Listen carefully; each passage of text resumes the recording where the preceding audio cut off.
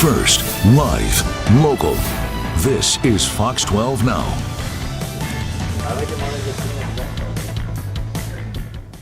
It is a nice day out there right now. Hello, everyone. This is Fox 12 Now. I'm Greg Nibbler. Thanks for joining us. Appreciate you being here. And you know, with the nice weather, it makes you want to get outside.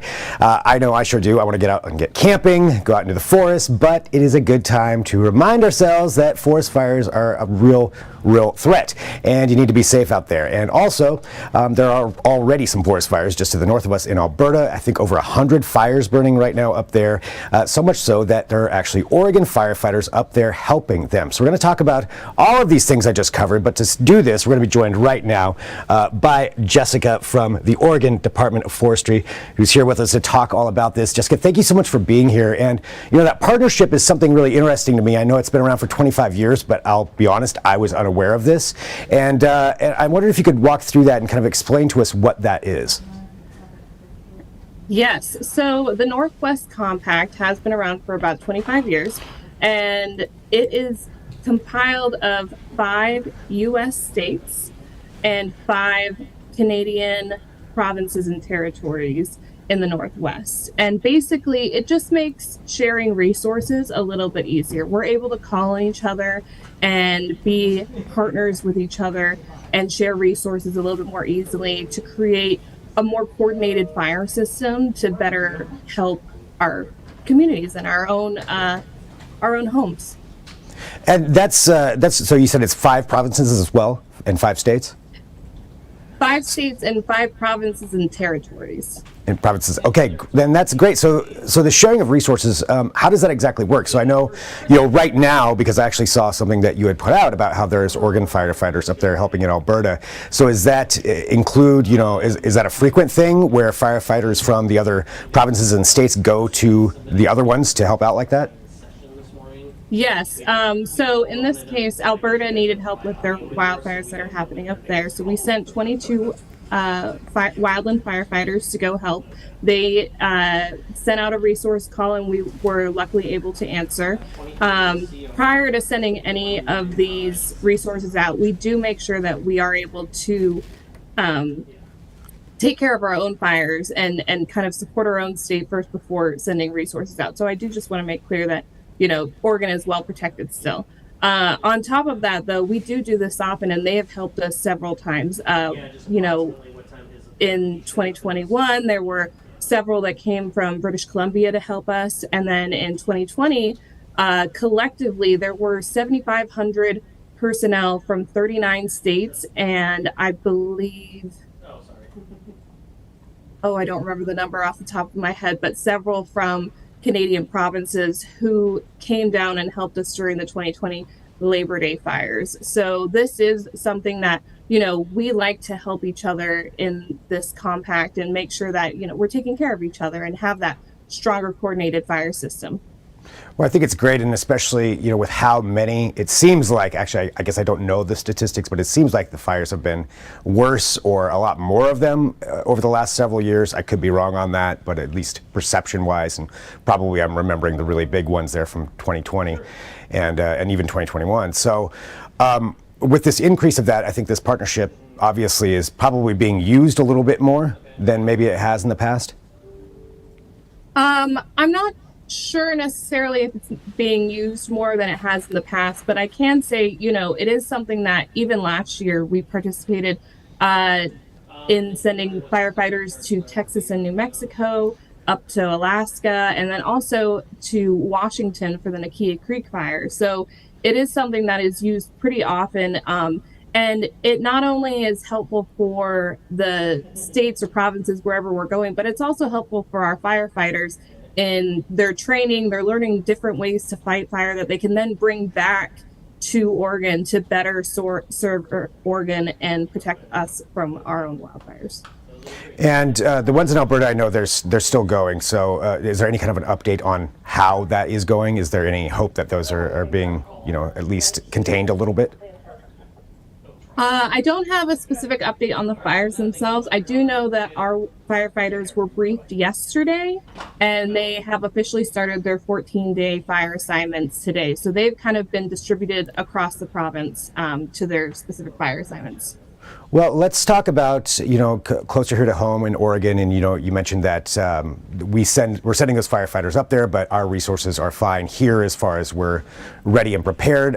Where are we at on that? Like, what's the status of, I guess, the Oregon forests? Are we entering into fire season? How does that play out? So luckily we have had a fairly rainy spring, and that has helped us in a lot of ways. However, we are going into a weekend where it is going to be getting warmer and drier, and we are going into the season where Oregonians are going out and they're recreating, because we all love our forests and how beautiful they are. So I really just want to make sure that people keep, when they're going out into the forest, keep wildfire prevention at the top of their mind, especially as we go into this warm, dry weather. Because it does make it easier for wildfires to start. Yeah, and along those lines too, definitely people need to be safe with the warmer weather. I wondered if we could walk through some tips. I know a lot of people think that they know everything they need to know to go out and be safe, but every year it seems like there's somebody, a camper or someone who starts a fire. And maybe you can share with us some ideas and tips and tricks that people should be paying attention to.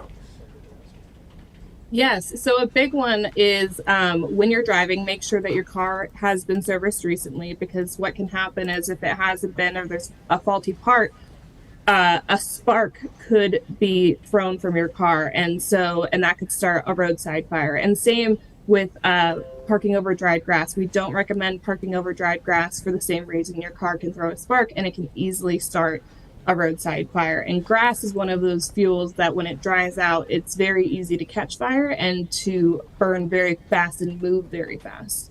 Along with that, we do recommend, if you're camping, please use put your campfires in a regulated campfire area and create about a 3-foot circle of safety around the campfire, and make sure that it stays fairly small and manageable.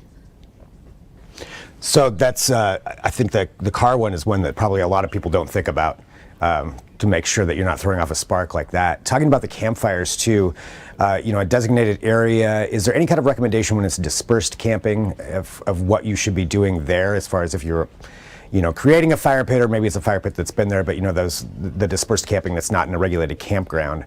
I think, I feel like a lot of times people don't pay much attention to what they should be doing with those. What would the recommendation be? I would recommend digging down to mineral soil. Again, creating that 3-foot circle of safety down to mineral soil around the campfire itself, keeping water on hand, keeping a shovel of sorts on hand. And then same, even in a regulated space, when you're putting out the campfire, you want to drown the fire with the water, stir it, and then drown it again, and repeat that process until it is cool to the touch. And by the touch, I mean the back of your hand. So you want to make sure that there is no residual embers that could potentially create a holdover fire. That's definitely good to know. So drown, stir, and then drown again. So that's something that I feel like a lot of people probably are unaware of, including myself. So drown, stir, repeat. Drown, stir, repeat. Yeah, that's good to know. Good advice for everybody. So looking forward to the summer, you mentioned that we had a fairly wet winter, it seems like, but every year we end up getting something. How is it looking just overall statewide as far as the forests? Are there any areas that seem drier or more at risk than another section? I will say it's difficult to predict, especially this early on. I can say that we're already seeing fires in our Southwest Oregon district, and there's already been a couple of fires in our Central Oregon district as well. So they're already coming up on the landscape. So we're not fully in fire season yet, but it just goes to show that, even this early on, fire is still a very real thing for Oregon. And we want to make sure that, our human caused fires are as low as possible so that we don't strain our resources. Because then, we kind of find ourselves in a situation where we have fires happening and there's not enough of us to put them out. So definitely just be aware. Be aware, be safe when you're out there in the forest. Any other final advice that you have for anyone, or even places to go for resources to find out more information? Yes. So if you want to find out more wildfire prevention tips, I recommend going to keeporegongreen.org. That they have tons of wildfire prevention tips for at home while you're recreating, what to have on hand, all of that above. And we just really want to urge Oregonians to keep wildfire prevention at the top of their mind while they're recreating this season. Well, Jessica, I want to say thank you very much for joining us to talk about this and inform us. And, just learned a lot about forest fire prevention and just the fact that we have Oregon firefighters up there helping Alberta, and they're available to help down here as well. It's good information to know. And thank you for spending some time with us today to talk about this. Thank you for having me.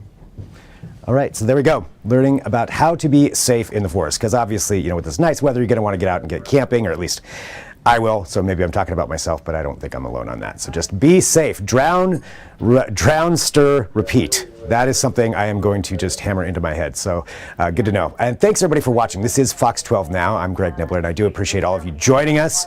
Wherever you are, we're here at the digital desk in the newsroom for Fox 12 Oregon. And coming up here in just a little bit, I'm going to be back, and I'm going to be talking about bats. Yes, bats. That's probably not what you expected me to say. So we're going to be talking it is the Audible Bat Project out of Central Oregon with the Oregon State University Cascades. And they are encouraging you to go out and help them track bats, listen for them. And it's going to be pretty interesting to talk about. So that's coming up here in just a little bit, actually at 1:30 p.m., depending on where you're watching, 1:30 p.m. Pacific.